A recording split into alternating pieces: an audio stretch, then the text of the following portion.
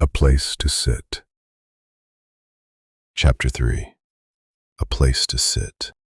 The yard began bothering him before sunrise.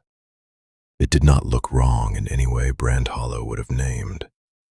That was part of the problem. Villages had a talent for mistaking familiarity for sound design. A patch of ground beside a house was considered good enough if a person could stand on it without sinking and cook over it without setting the wall alight. Beyond that, most people were willing to let inconvenience become routine and then call the routine natural. Elias stood just outside the cottage door with a cup of water in one hand and looked at the strip of open ground running along the southern side of the house. The herb bundles Mira had helped sort 2 days earlier hung beneath the eave where morning damp reached them less aggressively than the north wall. The drying rack stood farther out in the yard, with its first successful batch of meat keeping cleanly beneath a cover of light smoke and moving air. Firewood was stacked in a lean line by the step. The path from the cottage to the wash basin had already begun carving itself into a more honest line than the one he first thought he wanted when he moved in. Useful things existed now. That was not the same as the place being arranged. He drank from the cup and kept looking. Where would smoke move if he built the next fire here instead of there? The roof pitch would drag some of it back in still weather if he trusted the current placement too much. Where would rainwater run? Not where the ground looked lowest, which was the sort of mistake people made when they read land only from the eye and not from the memory of how it behaved. The yard pitched in 3 deceitful directions at once. Near the wall, it sloped gently east. Past the herb line, it broke harder south, where thaw had softened the soil and let it settle. Near the edge of the property, it rose again, just enough to hold standing water in a shallow crescent after storms. He knew that because he had watched it. He knew more than that because before Brand Hollow, before the stable loft and the butcher's yard, and the long, cold ache of learning survival by necessity instead of by conversation, he had spent years around men who cursed bad layout more than bad weather. Men who read a sight while drinking stale coffee from paper cups and knew which boards would warp if left too close to concrete, which drains would back up in heavy rain, which foreman was about to create a month of future misery because he wanted to finish 1 hour faster today. Elias had not been a master builder in the old world. He had not designed towers or drawn stamped blueprints or talked like an engineer. But he had worked construction long enough and around enough trades to know how spaces punished stupidity and rewarded foresight. He knew how often comfort was really just labor made easier by better planning. He knew how a badly placed bench could become a hazard every wet morning for 10 years. He knew how much a man's body paid for poor working heights, wrong paths, badly organized tools, smoke that never quite went where it should, water that settled where no one had bothered to tell it otherwise. That knowledge had nowhere to go in Brand Hollow, except into his own house. So he set the cup down on the step, went back inside, and came out with cord, stakes, and the short-handled shovel. He paced the ground first, not because he needed the distance, because movement let the logic settle. From door to future work area, from cook space to wash basin, from where a person would sit to where they would stand to turn meat or stir a pot, from the likely position of a grill to the likely drift of heat on a calm evening. He marked one rectangle with the tip of his boot, frowned at the imagined runoff from a heavy spring rain, and moved the line 3 feet west. Then he moved it again. By the 3rd adjustment, the shape of the thing had begun forming cleanly in his head. A fire pit first, but not merely a pit. A controlled cooking hearth.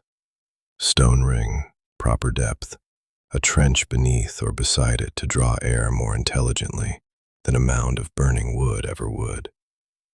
a height where skewers could be rested, or a grate laid without forcing the cook to crouch and ruin his back out of politeness to the flame. A prep stone nearby, space enough around it for a person to sit without singeing knees or tripping into the heat at dusk. And seating. That was the part which would have looked indulgent to Bran if he explained it badly enough. He had no intention of explaining it badly. The home should have somewhere to sit outside that was not a stump, a threshold, or the ground. Somewhere to let the day leave the body without climbing directly into bed and calling exhaustion rest. Somewhere to eat when the air was good. Somewhere to work on smaller things in evening light. Somewhere a fire could be chosen rather than merely needed. He drove the first stake into the ground where the western edge of the hearth would go. The second was more difficult. The soil there had compacted harder than he expected, and he had to lean on the shovel to break through the first crust before his shoulders found a rhythm. He had just begun widening the cut when he heard footsteps behind him. Not loud. Not careless either. He did not turn immediately. He looked first at the shadow moving along the edge of the cottage wall and knew who it was before he fully straightened. Mira stood 3 paces behind him with a narrow basket looped over one arm and the expression of someone who had followed a trail of visible intent straight into a fresh puzzle and was already deciding whether the puzzle deserved correction. Her eyes moved from the shovel to the stakes to the measured line of cord stretched between them. "You're doing something foolish with the yard," she said. That was as close to greeting as he had yet received from her, which meant he recognized it now as something between honesty and habit. "I'm improving it." "Those words are often cousins." He wiped a hand against his trouser leg and looked at the ground again. "You're early." "That sounds like disappointment." "It sounds like observation." Mira shifted the basket slightly. The herbs inside gave off a bitter green scent carried sharper by the cool air. "You left the bitter fennel cloth at the market table yesterday." He remembered that a beat late and disliked the fact. He had been thinking about slope and spacing, about the way the southern side of the cottage could become a true living strip instead of an afterthought, and in the process had apparently forgotten one entire cloth bundle like an idiot. "I was distracted." "I noticed." She walked past him into the yard, setting the basket on the edge of the step, as if the step had already accepted that her things might rest there occasionally without asking permission. Then she stood inside the marked lines and looked around. The sun had only just begun clearing the tree line, and the yard wore that thin gray-gold light which made surfaces tell the truth. The northern edge still held damp from the night. The southern side was already warming. Smoke from some other cottage drifted low and slow through the trees and showed exactly how the air liked to move this time of morning. Mira turned once in place. "You moved it." She said. "I hadn't decided before." "You decided wrong first." "Yes."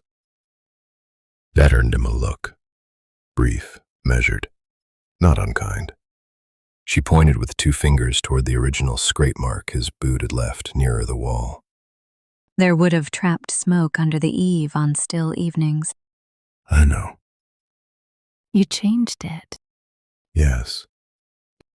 "You still haven't moved it enough." He followed the line of her hand and saw it almost instantly once she showed him. Not in relation to smoke this time, in resident to use.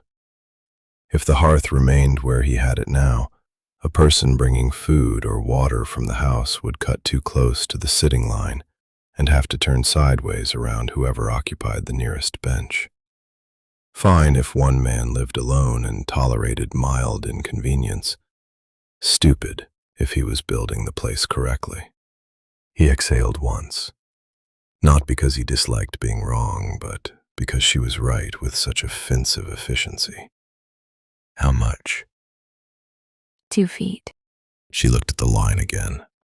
And angle the bench more south than east, or the late light will go straight into the eyes of whoever sits nearest the wall. He watched her looking at the yard and saw what he had seen in the forest during the hunt. Not magic, not instinct in some vague village myth sense. Practice. The long education of surviving outdoors enough that the land stopped being scenery and became behavior. You read a sight well, he said. I live here. So do I. Not the same way. No, it wasn't. He pulled the stake and moved it. Mira said nothing while he shifted the line.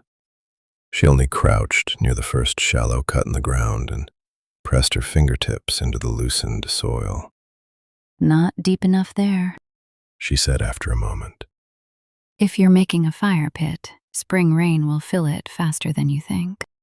I'm not making just a pit. That brought her fully upright again. No? He set the stake and drove it in with 2 harder blows than the earth deserved.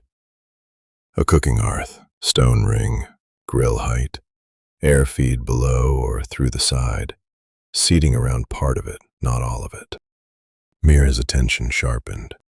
That's a lot of structure for one man to eat. It's not only for eating. What else?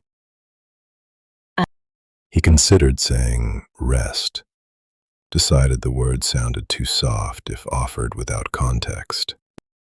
Work, he said instead.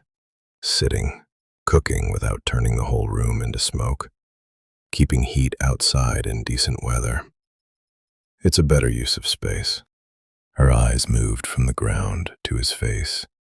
Your world did things like this. Not a question. She had become good at hearing the shape of his past and the practical things he chose to build. Yes. How?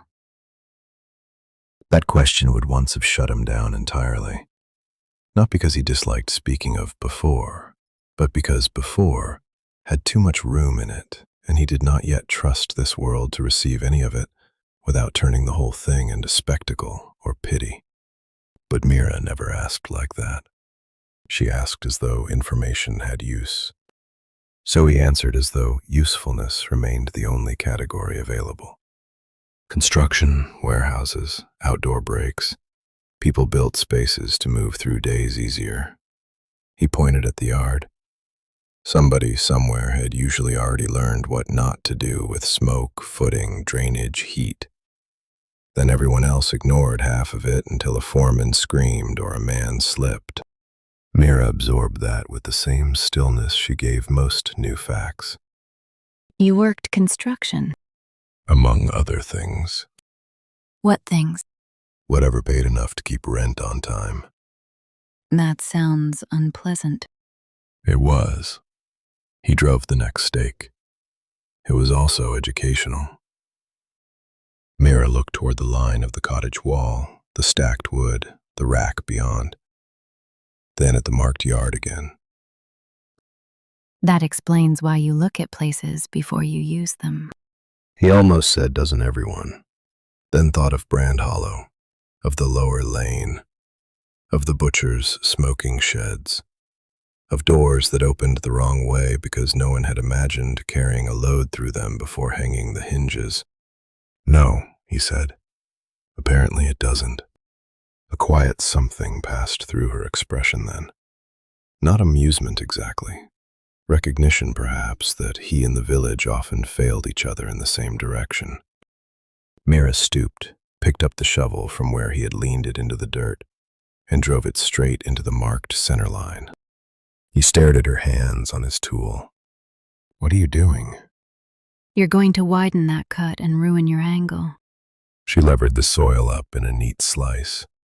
I'm preventing it. He should have taken the shovel back. He didn't. Instead, he watched the efficiency of her movement. She cut the outline first, broke the edge, lifted the soil rather than hacking through it. Construction enough in its own way. Not from scaffolds and crews and site plans, but from long survival with bad tools and no one to hand her the better ones. He went for the mattock and used it to break the harder earth while she shaped the circle. The work settled into rhythm faster than either of them commented on. He loosened, she lifted. He measured the next line. She corrected it before he committed to the wrong one. He checked depth with the handle. She told him where the soil would slump once the ring heated repeatedly if he didn't undercut a little farther north. He adjusted.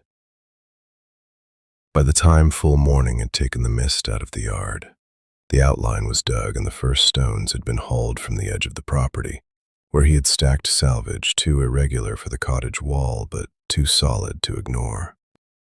Mira rejected half of them at once. This one will crack. It's stone. It's layered stone. She tapped a vein through it with one knuckle. Repeated heat will split it. He took the rock from her and looked again. She was right. The fracture line ran so clean through the middle that once she pointed it out, he could not believe he had missed it. That one? Better. This one? Too porous. That sounds made up.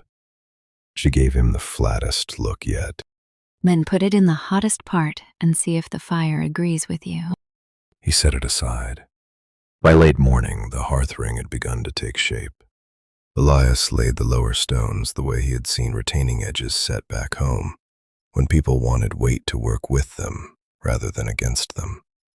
Wider base, tighter fit. No trusting a balanced face more than a settled one. He cut a shallow intake channel on the western side, where the wind most often came off the field in the evenings, and widened the interior just enough to let coals breathe without letting a whole fire rage like it owned the place. Mira watched him work for a while in silence, then said, You build as if you're expecting everything to fail unless you argue with it first. He looked up from the stone he was setting. That's because most things do. That sounds exhausting. It's construction. She crouched opposite him, one forearm resting loosely across her knee as she studied the half-built ring. No, it sounds like you. That landed with more force than it should have. He set the stone down and pressed it into place harder than required. Hold that, he said. She did. Of course she did. Together they seated the next course. When the ring stood knee-high and true, and the intake channel drew air the way he wanted when he tested it with loose ash and breath, he sat back on his heels and finally let himself look at the shape of what they had done. It was still rough. The upper edge wanted smoothing. The great supports did not exist yet. The seating line remained only stakes and the future promise of timber. But the hearth itself had stopped being idea and become object. Mira stood and brushed dirt from her palms.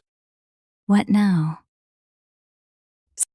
Now I make something to cook on. That sounds optimistic. It sounds inevitable. The grill was less elegant than he wanted, and more honest than Brand Hollow would have bothered with. He had no steel yard, no proper fabricated grate. What he had were 2 salvaged iron rods from an old farm implement, one bent but salvageable bar bought cheap from the blacksmith's scrap pile months ago, because even then he had known metal was always worth keeping, and enough patience to heat, hammer, brace, and fit them into a frame that could rest above the pit at 2 separate heights. Mira watched the process from the prep stone he had rolled into place beside the ring. You planned this before today. I plan most things before they exist, No, she said. you wanted this before today. That was closer. He turned the iron in his hands once, judging where the bend would resist him most. Yes. Why? He shrugged. Because food tastes different when it isn't eaten over smoke trapped in a room. That's still practical. It is practical. She waited. He knew then she was asking for more than that. Not demandingly, just clearly. He set the bar down.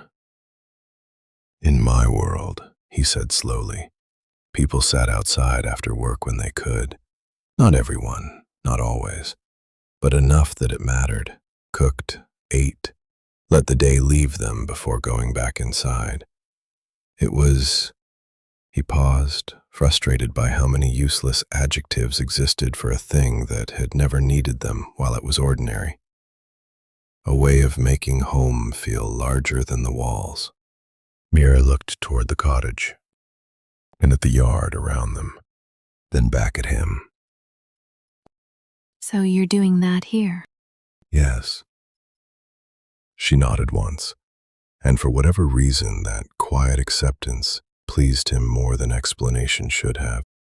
They worked through midday. He shaped the bench supports first, driving shorter stone pads into the ground where the seats would rest, so the timber would not wick up damp and rot from the bottom before its time. Then he cut the beams, not beautiful cuts, strong ones. He set the first bench back enough from the pit to keep heat comfortable rather than punishing. The second he angled slightly, as she had suggested, so evening light would fall across a sitter's shoulder instead of straight into the eyes. Mira helped without asking whether she was meant to. She steadied wood while he marked, sorted the better pegs from the rougher cut-offs, held one bench beam in place with both hands while he checked level by eye and adjusted the stone beneath. Corrected him once when he started placing the prep stone where runoff would splash its base and slick the surface every storm. He corrected her too, not in arrogance, in the ordinary language of shared labor. That post needs to go deeper. You're leaning your weight the wrong way. If you brace there, it'll split when I drive the peg. Step back from that angle unless you want your hand under the drop. She accepted his corrections the same way he accepted hers, without ceremony and only if they were true. That, more than anything, gave the day its feeling. They were not courting, not softening, not trying to impress. They were simply good at not lying to each other about what the work required. When the benches stood and the grill frame finally settled onto its rests without wobble, the sun had already begun tipping west. The yard looked changed. No, more than changed. Intended. The hearth ring anchored the southern side of the cottage. The prep stone gave the area a center. The benches made the open ground answer to something other than traffic and necessity. Even the path from door to fire had become clearer under the pressure of repeated feet. Mira turned once in the yard, taking in the arrangement. You left room there, she said, pointing toward the far edge of the seating line. For what? You tell me.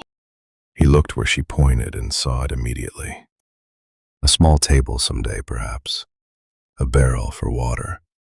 A hanging rack for tools. The extension of the space beyond what today required. I left room because crowding a yard is how you make every future task curse you. That sounds like construction. It is construction. It sounds like you. He shook his head once, but not convincingly enough to argue. By then, hunger had begun speaking more clearly than thought. The boar's shoulder cut had finished taking the herbs. The remaining onions sat in a basket inside the cottage. Mira's basket held greens and root slivers meant for a stew she had not yet made. The fire pit stood ready. The grill frame held. So there was nothing left but to test it. Elias brought out the meat. Mira brought out the roots and greens. He set the first fire in the new ring with careful annoyance, adjusting the intake twice before the draft pulled cleanly. Then the coals took. Heat rose. Smoke lifted and went where it should, away from the cottage, above the yard. Not back into his face, not under the eaves, not into the sitting line. Good. He laid the shoulder cut across the iron. Mira, after watching him for a moment, threaded greens, wild onion, and small root pieces on a skewer cut from hazel, and rested it at the edge where heat would roast but not char. They cooked differently. That pleased him.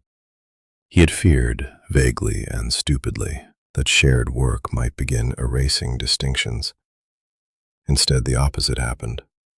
He salted by habit and heat, turned the meat with the measured patience of someone who had cooked for himself too many nights in too many narrow rooms to romanticize the act. He watched fat, browning, moisture. He cooked as a man who understood that eating alone teaches precision because nobody else is coming to correct your mistakes. Mira cooked by reading life in the food itself. She bruised some of the greens first with the flat of the knife so they would soften quicker. Scattered herb dust over the roots by smell rather than count. Let smoke touch the skewer longer than he would have, and somehow made the result smell richer instead of harsher. When he asked what she was doing, she said, Not ruining it. with such calm certainty that he let the question die rather than embarrass them both. They sat when the food was ready. That part mattered more than he expected.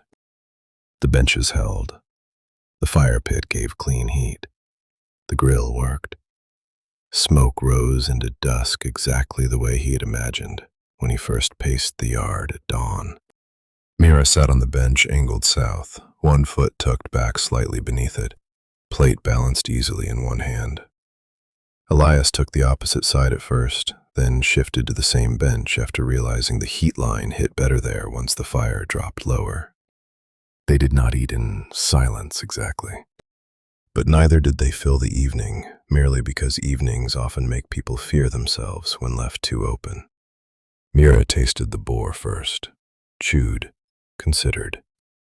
The smoke wort behaved. That sounds like praise. It sounds like fact. It'll have to do. She ate another bite and then held the skewer toward him. Try this. He did. The greens had softened without collapsing. The onion had sweetened. The roots carried smoke and something bitter that finished clean instead of lingering. What's on it? Marsh thyme, a little sorrel ash, some of the fennel seed, She took the skewer back. and less salt than you would have used. That sounds like criticism. That sounds accurate. He laughed then, quiet enough not to break the evening. Firelight moved across the yard. The cottage wall held the last light longer than the field. The benches, rough as they still were, already felt like they had waited to exist. Mira looked at the ring, the grate, the seating, and then at him. You've built places before. He considered pretending not to know what she meant. Didn't. Not like this. What then? He cut another piece of meat and let the answer come in parts rather than speech all at once. Break areas, work platforms, temporary cook lines, storage bays, covered frames. Things men used every day and never looked at twice unless they failed. And they usually failed? If they were built badly. She nodded as if that made sense of something she had already suspected. You build like someone who hates future inconvenience. He looked into the fire. Yes, That seems wise. it's experience. You speak about your old world like it gave you mostly labor. The line was quiet. Not accusing, not pitying either. He appreciated that more than he could have explained. It gave me enough of that to remember it accurately, he said, and enough of other things to miss them. Like this? He looked up. The firelight touched her face differently than daylight did, softer around the eyes, sharper at the mouth, more dangerous somehow because the yard around them now belonged partly to the thing he had imagined this morning and partly to whatever shape her presence kept carving into the place every time she stayed. Yes, he said, like this. Mira looked at the yard again. At home? The question held more than place in it. He knew that. Sometimes after work, he said, people sat outside, cooked if the weather was decent. Let the day be done before going back in. Not everyone had much. Some only had a little concrete stoop or a folding chair or a rusted grill that should have been thrown away 3 years earlier. But he turned the knife in his fingers once, searching for the part of the truth worth keeping. It mattered that there was somewhere to put the weight down. Mira was quiet a long moment after that, and she said, Most people here go from labor to collapse and call the space between them life. He glanced at her. She kept her eyes on the fire. That sounds like experience, he said. Yes. The simplicity of it pressed more heavily into the evening than any long confession could have. A bird settled somewhere in the trees. The fire shifted. Grease hissed softly where it touched a hotter bar. Their plates emptied by degrees. When the food was mostly gone, Mira set the skewer aside and rested one forearm on her knee. This is good. She said. The boar? The place. He should not have let that affect him. He did. Something in him went still enough that for one terrible second, he almost said more than the chapter of his life had yet earned. Not because the moment demanded romance, because it carried the quiet violence of being seen correctly. So he did what he always did when emotion came too close to speech. He turned it practical. It needs another bench eventually, he said. And something for water there. Maybe hooks under the eave. Better stone around the edge so it doesn't become mud if it rains. Mira looked over at him and, for the first time that day, let the beginning of a real smile show itself plainly. There. She said softly. That sounds like you. He frowned, not in offense, but because he was not certain whether she meant the construction or the avoidance. Perhaps both. The smile left her before he could ask. Dark thickened. The last ordinary light withdrew from the field. The fire pit held steady and low, exactly as it should. Mira did not leave immediately after eating. That mattered too. They sat while the heat softened into evening comfort, and the first colder strands of spring night moved through the herbs and fence line. He adjusted the grill once, then let it be.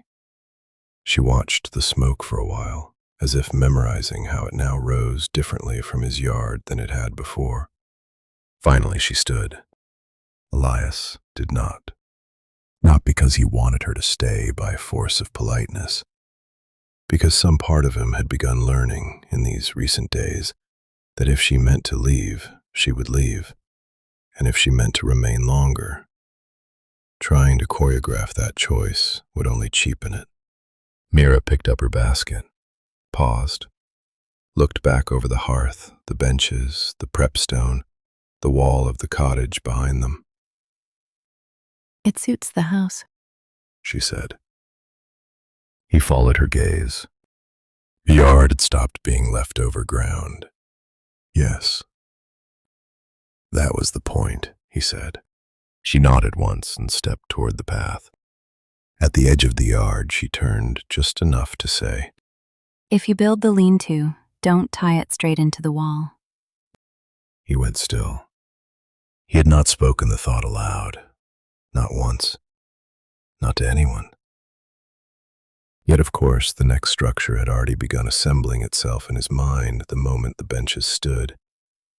Covered work area, side shelter, a place for tools, cutting, sorting, planing, drying in bad weather without surrendering the whole cottage to dust and mess. He looked at her. You knew I was thinking about that. You leave room for future use. You read ground before you trust it. And you don't build one thing without seeing the next 3. She shifted the basket higher. So yes. Why not tie it to the wall? Because your cottage wall settles differently than new posts would. They'll pull against each other in hard rain if you force them together too soon. He felt the old dangerous thing again. Recognition, relief, and the stranger, quieter weight beneath both. The simple fact that she now spoke into the future of his work as if she expected there to be one. "I'll remember that," he said. I know. Then she walked toward the tree line, and the night took her by degrees. He stayed by the fire longer than was necessary. Not for the heat. The spring cold was tolerable. Not for the cleanup, though there was some of that still to do. He stayed because the place looked different now that it had been used. Fire pit blackened properly for the first time. Bench worn once by real bodies. Smoke line tested. The yard answering to memory already, not just construction. A place to sit, he thought. Such a small ambition. Such a costly one in certain lives. He cleaned the grill slowly, carried the plates in, banked the fire to a low, steady glow rather than putting it out altogether. Inside, the cottage seemed warmer because the yard no longer ended at the wall. That thought stayed with him as he set the knife aside, washed his hands, checked the drying rack one last time, and finally lay down on the bed. The room held smoke in its clothes and spring air in its corners. The bench outside still existed in his mind, with Mira seated on it. The sentence about the lean-to went round once, then again. When he woke once in the middle of the night, half from habit and half from the body's old distrust of too much peace, he looked through the dim at the outline of the room and understood that the house had changed again. Not because of the hearth itself, not because of the benches, not because the yard now worked better and therefore pleased him, because there was now a place outside where he had wanted another person to remain. That was harder to dismiss than timber or stone. He slept again despite it. By morning the fire pit had gone cold, but the smell of last night's smoke still clung faintly to the yard. Elias stood on the step with a cup in hand and looked at the benches as pale sunlight lifted over them. A crow landed on the far one, decided it disliked the arrangement, and left. He almost smiled. Then he looked toward the path from the tree line before he could stop himself. No one there. Nothing moving. Only the new yard holding its shape in the early light, and the future lean-to already beginning to assemble itself in the back of his mind, because Mira had named it, and therefore less like private invention, and more like the next stone in a wall already underway. He drank the last of the water and stood a little longer than necessary. The yard was still his, the work still his, the plans ahead still things his own hands would have to build into the world or lose.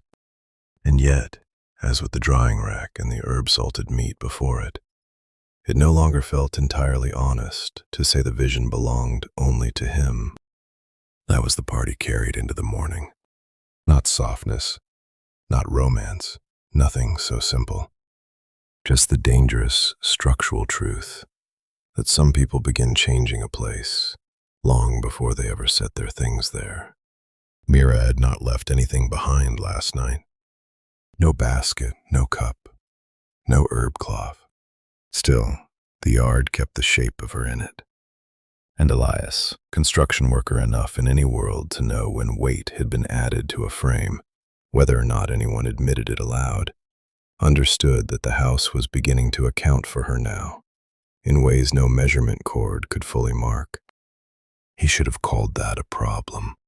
Instead, he found himself thinking about posts, roof angles, and the proper distance a lean-to ought to stand from the cottage wall if the settling pulled wrong in hard rain. Then he thought of Mira already knowing he would think it next. Then he went inside to begin the day. Some part of him, whether he respected it or not, now expected the path from the trees to remain open to possibility. That was enough to change the whole sight.